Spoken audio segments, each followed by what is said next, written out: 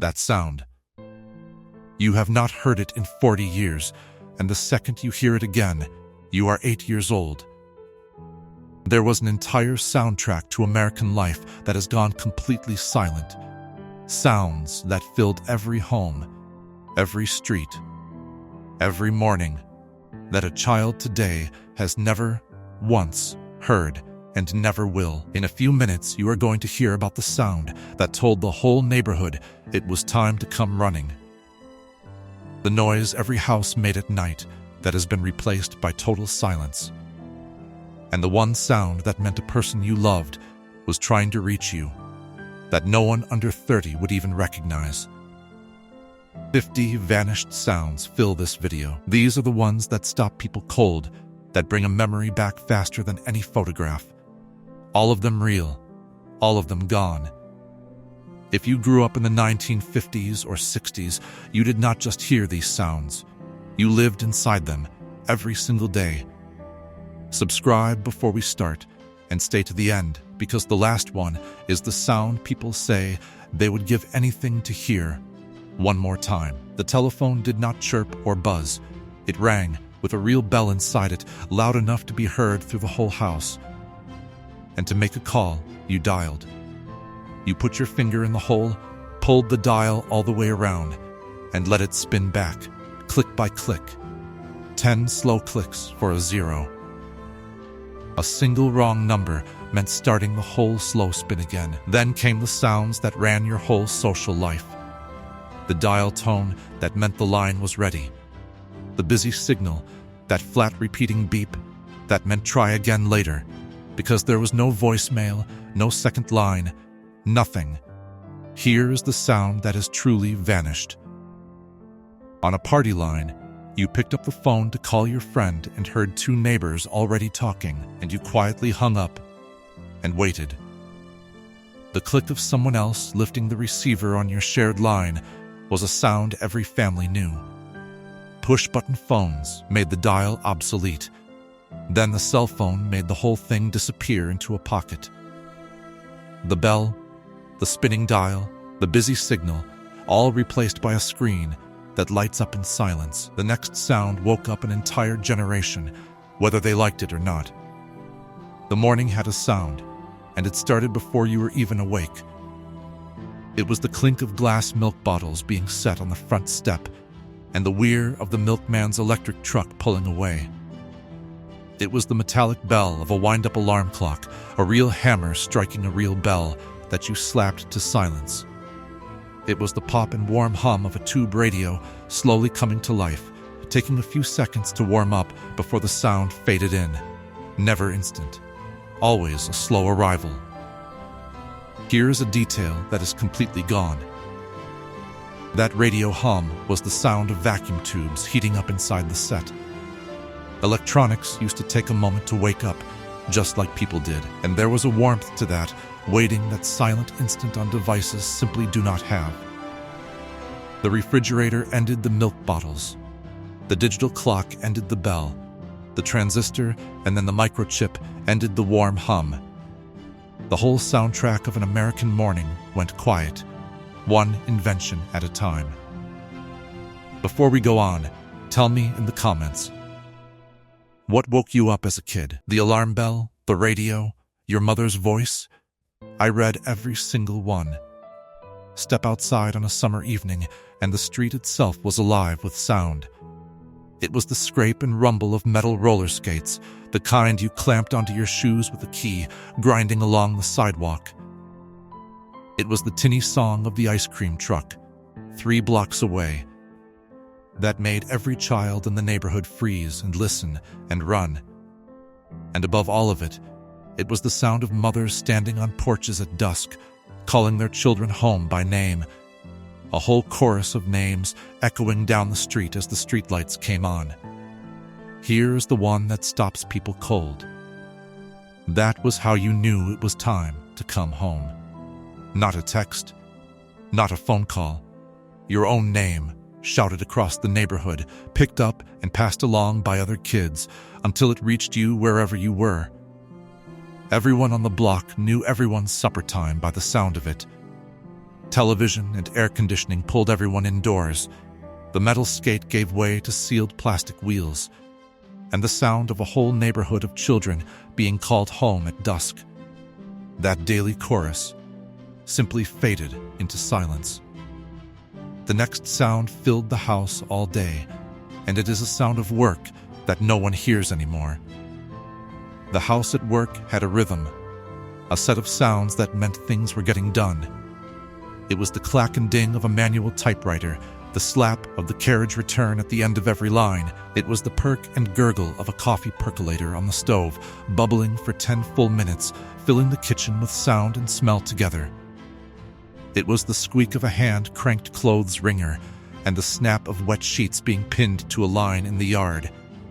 It was the wire of an egg beater turned by hand, the whoosh of a push mower with no engine at all.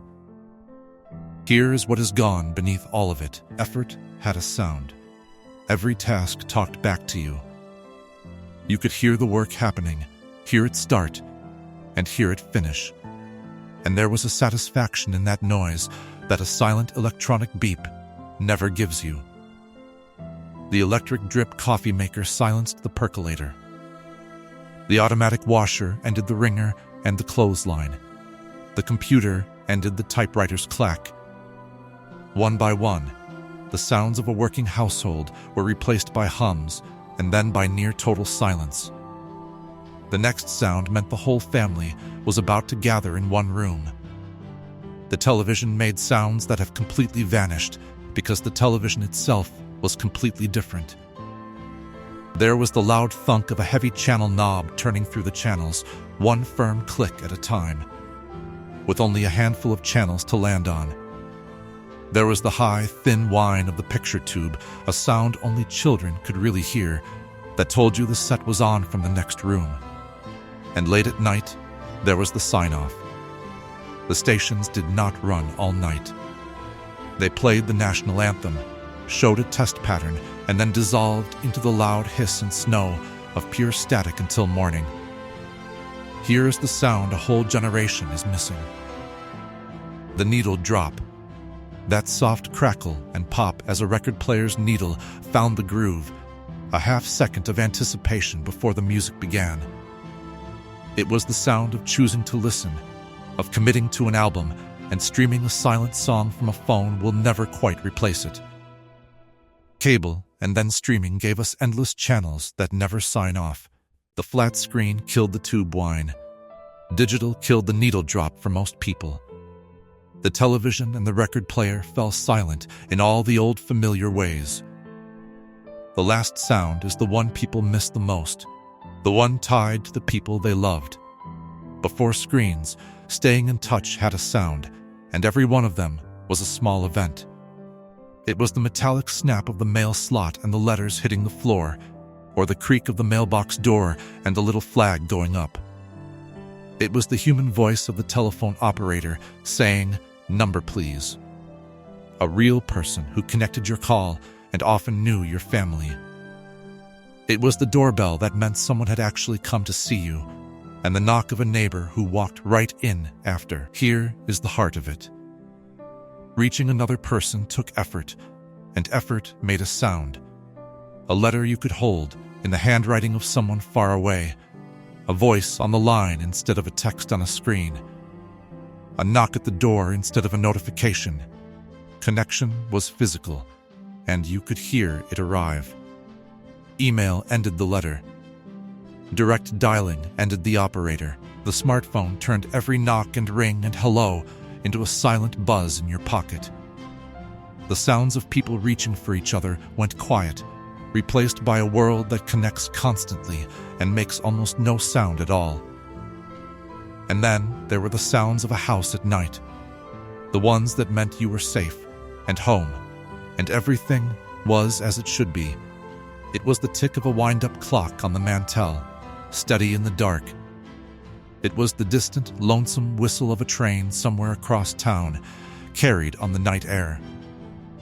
It was the creak of the house settling, the hiss and clank of a radiator coming on, the low murmur of your parents talking in the next room after you were supposed to be asleep. A sound you could not make out, but that told you all was well. Here is the whole heart of it. These were the sounds of security.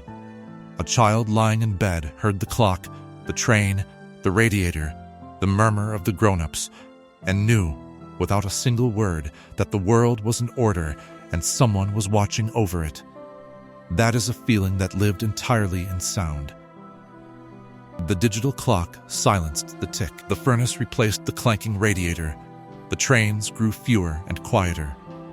And the house at night, once full of small living sounds, grew silent in a way that no one really chose and almost no one noticed. But if you lay in that bed and heard those sounds, you remember exactly how safe it felt, and no one can take that back. The spinning dial and the busy signal, the clink of milk bottles and the warm hum of the radio waking up, the ice cream truck and your name called home at dusk, the clack of the typewriter and the perk of the percolator, the needle finding the groove and the anthem at sign-off, the letter through the slot and the operator saying number please, and the clock, the train, and the murmur of your parents in the night, every one of it, gone silent, replaced by a hum, a beep, a buzz, or by nothing at all. None of it seemed special at the time. It was just the sound of being alive on an ordinary day, the noise in the background of a life you never thought would fall quiet. We do not really miss the sounds themselves. We miss what they meant. That someone was home. That a letter had come. That it was time for supper. That the world was safe and in its place. Those sounds do not come back. But they do not really leave either. They are still here, in a memory, waiting. And the moment you hear one again, the whole world it belonged to comes rushing back. So tell me in the comments, which one of these can you still hear in your head? Name it, and one thing it brings back, not the sound, the moment around it. Subscribe, and we will keep looking back together, because there is a lot more of this country left to remember.